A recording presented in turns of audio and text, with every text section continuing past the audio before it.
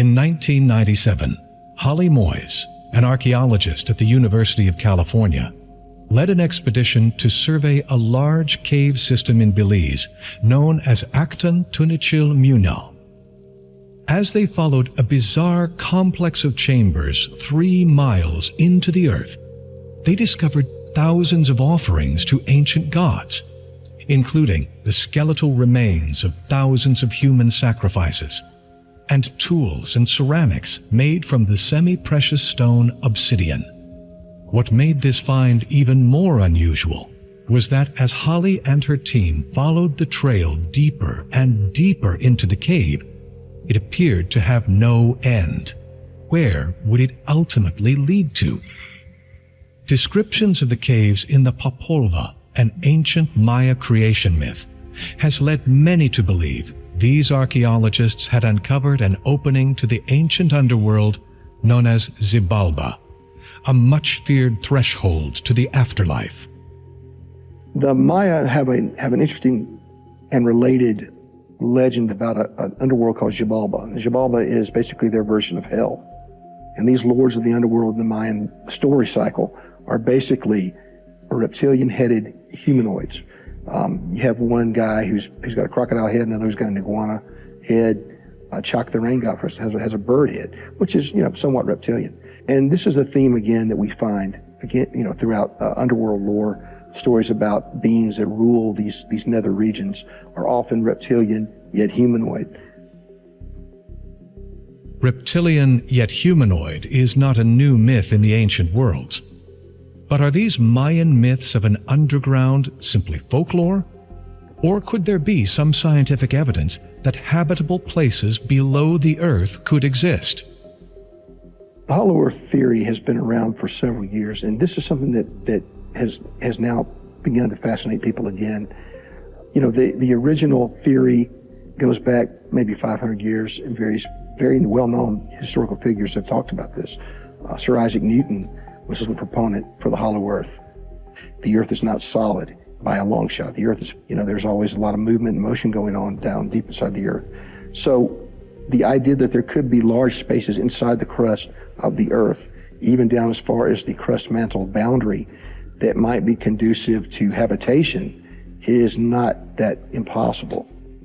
There's a lot of scientists today, planetary scientists, credible planetary scientists, that will tell you that when a planet evolves, when it comes into being, it has to do so in such a way that the center is hollow. And in fact, they dropped a bomb on the moon not too long ago.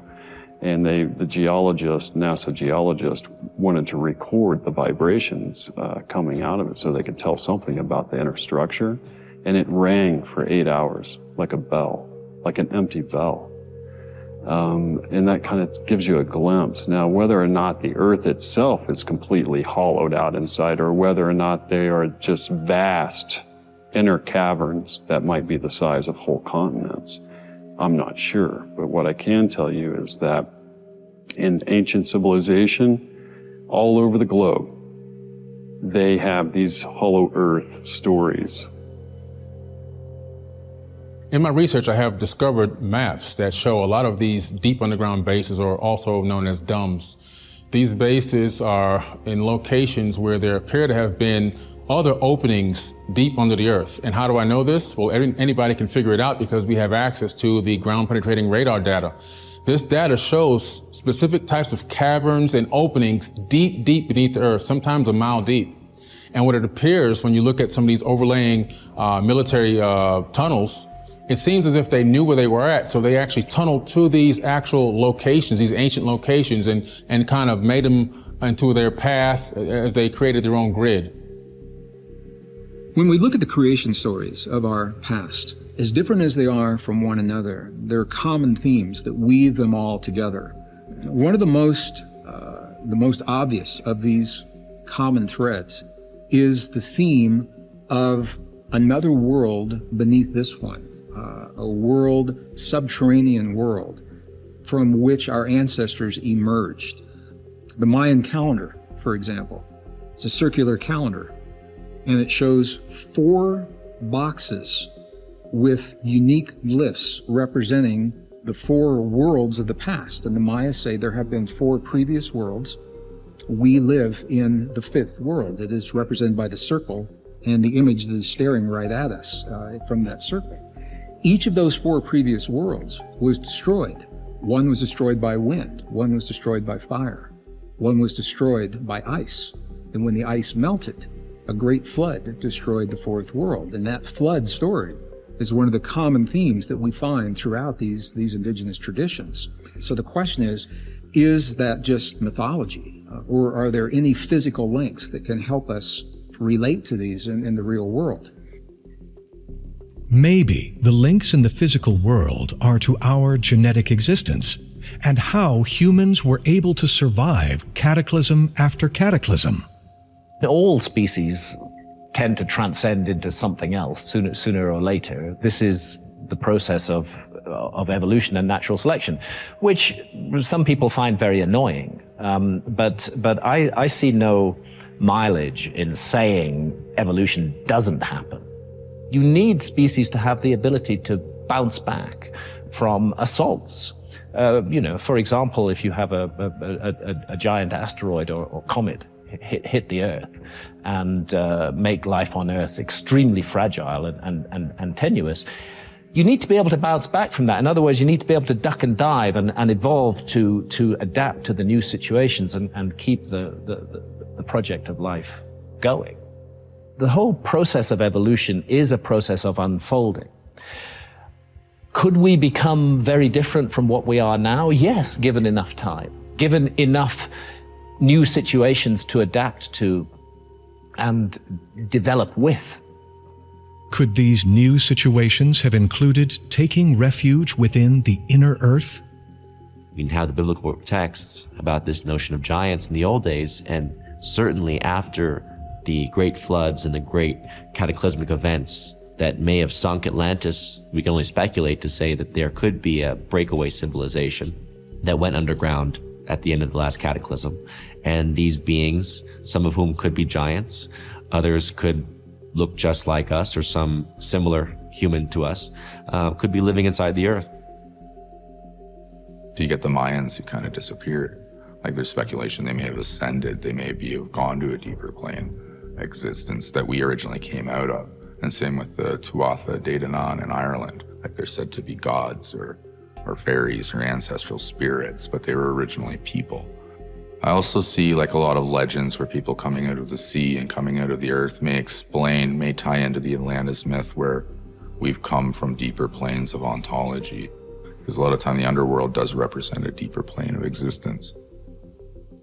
Anton Park's research indicates that the underworld can also be linked to creation. In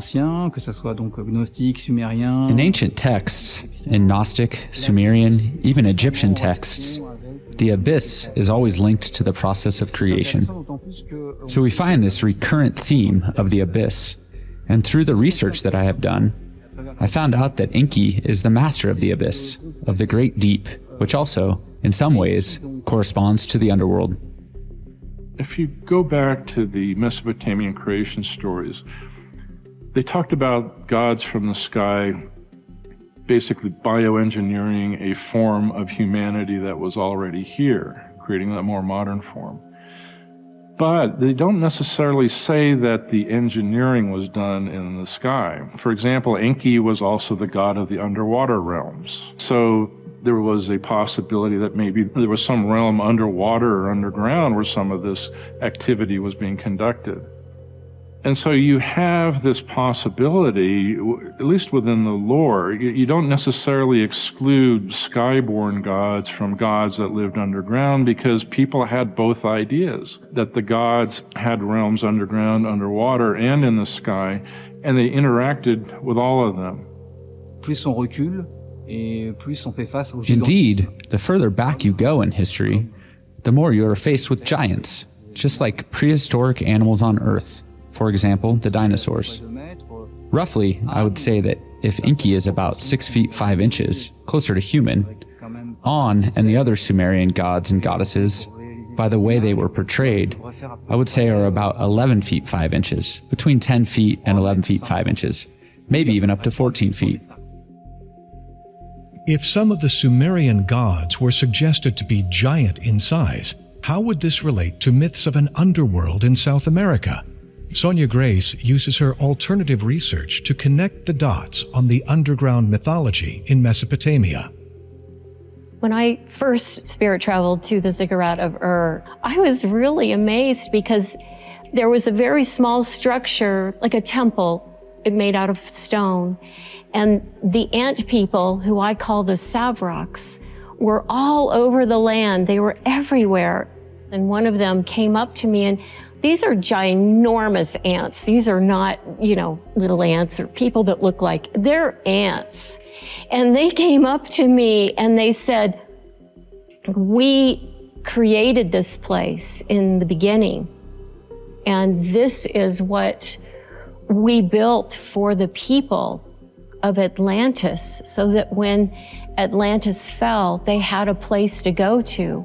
We helped them to safety. And they said, we want to take you and show you this place. So we went through this little opening and we started going down and down and further into this long tunnel. It went on forever.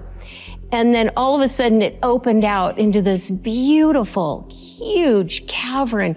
There were all kinds of rocks and crystals and stones in the walls.